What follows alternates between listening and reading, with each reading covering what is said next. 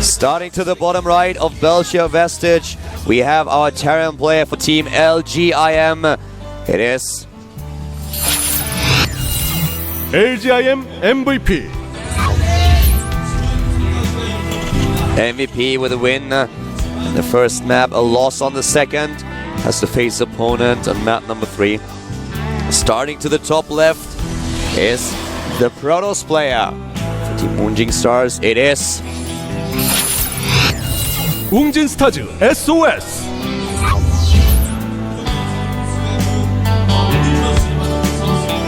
looking good in that shirt, actually. Yeah. I really like the Casper teams actually have a couple of really cool uniforms. You know, part of that I feel comes from that Undefeated company. They make really good clothing and they make a lot of the jerseys, so it just kind of adds up there. Well, MVP, it is his chance to go back into Codes. It is his last chance, actually. The same is true for his opponent. Both of them were in Codes the last season and they want back. We have MVP, of course, now with the gas in this game, as you can see on screen, and on the other side of the map, the Moonjing Stars player. He played really well in the last game, was able to win the game and force map 3. Can he do that again? Can he actually defeat MVP here and force MVP to go in the up and downs? It would be a little bit weird to see MVP play the up and downs, but well, we've seen crazy things happen at the GSL. No, we certainly have, and I think it may happen again. It's entirely possible. MVP is going the gas route. This is what he loves to do on maps like this. He's actually... He only mines with one gas, though, or with one SCV. Yeah. So he's going to take a faster command center and then tech. Well, currently we have him on the map just with a bit of scouting. The Marine is still looking here.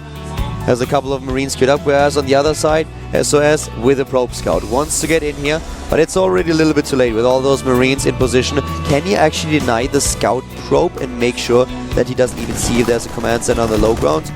Well, SOS just sneaks in here and immediately moves back. Well, at this point, you can see that he is going for that reactor. You know, this reactor expansion build with the gas is pretty cool. Sometimes you see people do this with one SV on the gas, and then they pull out of gas with the 50 gas, and then from there, just go into the additional barracks and get the extra mining. Just kind of curious how MVP has done this, but now he's adding 2 additional barracks. He's not going to any sort of factory play, but SOS doing something very SOS-like. He's looking like he wants to go for potentially Blink Stalker play. Yeah, exactly. We have him with the Twilight Council and the robotics, which usually indicates that you go into the Blink Stalkers, and then you add the additional observers so that you can have high ground vision and blink into your opponent's base. And something that Calder and I have been trying to do over the past few days, by the way, is to get more players' Twitters out there. And I know MVP has a ton of fans. I'm talking about thousands and thousands across the world who may not know what his Twitter is. It's LGIMMVP, all together, no underscores, no spaces. SOS actually doesn't have a Twitter just yet, so somebody should make a fan club for him maybe, or get out there and start talking to his coaches and tell him to make one. It's really important to make Twitter, to reach yourself out there, to contact the fans. You can also follow myself at ProxyWolf, follow Calder at Calder, and of course, most important of all, GOMTV to get some updates. Now, this Blink Stalker play that we're going to see from SOS can be deadly if MVP doesn't realize what's going on. Yeah, if MVP knows what's going on, the usual response is a bunker in the main base on the high ground. No scouting at all. Yeah. He hasn't even checked for anything. He's knowing he's going to this knowing himself personally, thinking, hey, my build is so safe against anything that I just don't need to scout. But no matter what you do, I'm going to be okay. And what currently is being done here by SOS is usually something that he would not expect. So MVP is taking a little bit of a risk, does not even confirm if there's a Nexus or not. And he has the first few Marauders, which are going to be very important, and the same is true for the Stim that we have now on the production tab. But will he finish that in time? I don't really think so. The Stalkers are already in position, 5 so far, additional warp-ins, and MVP, are you gonna scout this? Well, nope. It looks like he's a little bit late here, and if Stim gets cancelled, that may be the nail in the coffin. Oh, he needed one more group of shots, and he's not going to get it. He saves Stim, and this is so important. But this is like over yet. Yeah, it's not over yet, but saving the stim, that is pretty epic. Yeah, if he had lost that stim, we would have potentially lost the game right away. But the thing is, can SOS actually build the momentum here? With this force field, he could have done so much more, but not if he leaves his Stalkers at range of the rest of the units. If you're going to do that, what's the force field for? Wolf with all those Marauders? No, I don't think that SOS can really do that. Here. He's trying now to expand, but he is already behind in the Harvest account. Actually, they are dead even.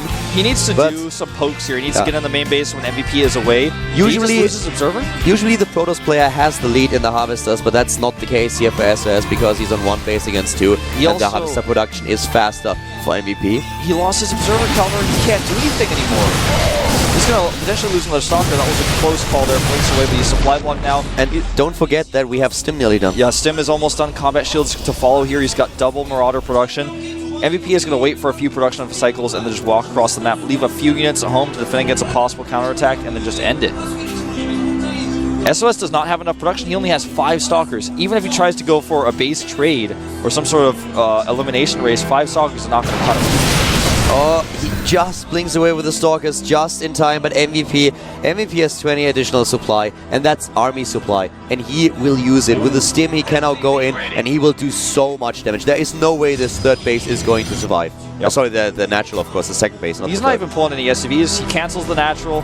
He knows he can't hold that Nexus. In the main base, he's adding a 4th gateway. He's desperately trying to hold. This is not going to work. The thing is, MVP is just going to contain him now. Yeah, he can't go up the ramp. He might be able to go up the ramp, but he's probably not going to try it. Why would you? Yeah. You don't have to. You just get your natural back up. You can't even get your third base. You get the mining going, get your economy going. You're already so far ahead. If there's no natural for your opponent, you are miles ahead in the game. And that's exactly what MVP knows. He's 20 supply ahead already. He's getting his factory up right now. He has a massive army, has his natural. SOS is trying to play a catch-up game that he most likely will not be able to win. Yeah, he doesn't have enough Stalkers to really accomplish anything. There's depots to spot for potential pylons and Stalker blink endpoints all over MVP's base. He's got a massive lead in Harvester count at 39 to 33. Robotic Support Bay, again, is the weapon of choice of SOS. He's going to try to do this. You know, people say win behind Dark Shrine, but the Robotics Bay is always the better choice.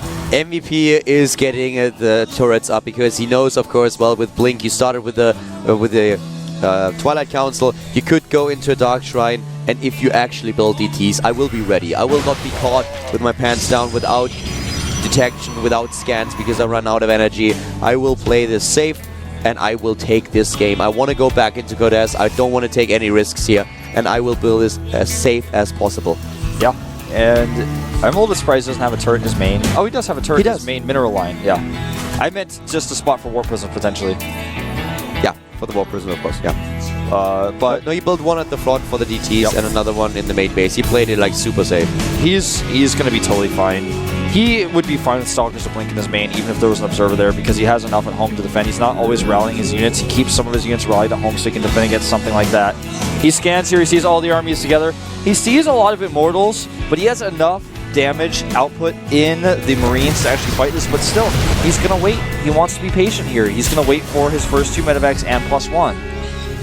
The +1 attack upgrade is nearly done. With the economy that he has, MVP has so many options. He can even go into a third base right away. He has everything that he needs. The medivacs are now on their way. He adds additional production for the bio unit. He has a massive army. His army supply is at 81, where SOS just hit the 57.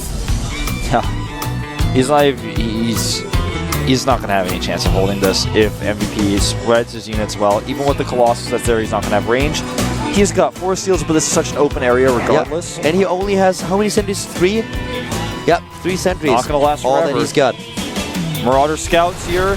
MVP is ready. He wants to wait for the medevacs. He spreads. He's actually trying to eliminate. What was this blink? I'm not sure, but here comes the Stim.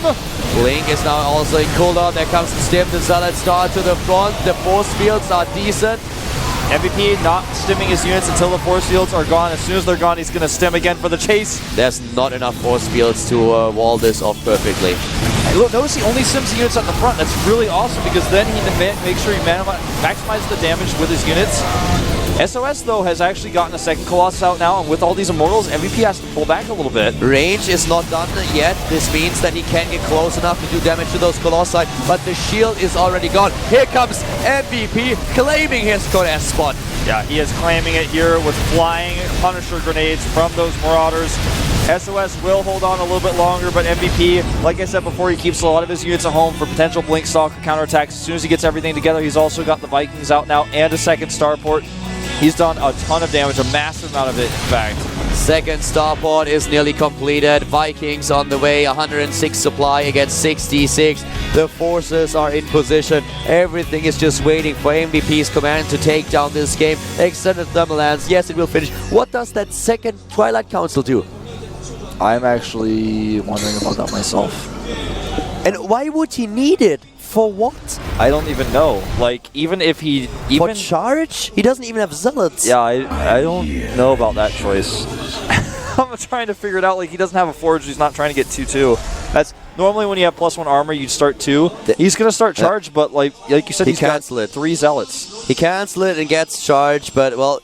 Charge is, he needs to defend against this attack, not go into some kind of late game scenario where he suddenly has like 20 imaginary zealots. Yeah. I mean, with double Twilight Council here, you can just see nerves are definitely affecting him at some point. And now MVP with 4 Vikings versus 3 Colossus has enough ground support though, and will spread his units. Killing the Warping and Stalkers here is no problem for MVP. He's going to push his way through to victory. SOS tries to micro back, but he doesn't have enough. And that is it. The mule comes down. GG. MVP is back in Code S. He is back where he belongs. Yep, he doesn't belong here anymore. He's going to go home. It was a pleasure casting you, but it would have been really awkward if you would have dropped in the up and downs. Have fun in Code S. Yeah. SOS, on the other hand, has looks like a little bit more experience to learn in StarCraft 2. He needs to focus a little bit more, get his nerves in check, because what we saw out of him in this best of 3 was not his normal. MVP, though, I don't think many people expected him to lose here. Yeah. Shy has done well, but he is not able to take down MVP. And this is now our third best of 3 of the day. We are heading into a fourth, and the last game today is going to be a Protoss versus Zerg. We have another matchup that we haven't seen today just yet, and it's going to be a good one. We have Life up against Yonghwa. We have our former GSL Code S champion, and he is going up against Yonghwa, the only player in this entire set of matches who's not a Code S player. This is his first run in Code A, and he's coming off of 2 all kills in GSTL. This kid is spectacular. So tell all your friends to tune in and watch this. It's going to be epic. While you're doing that, we're going to have a 5-minute break. See you guys soon.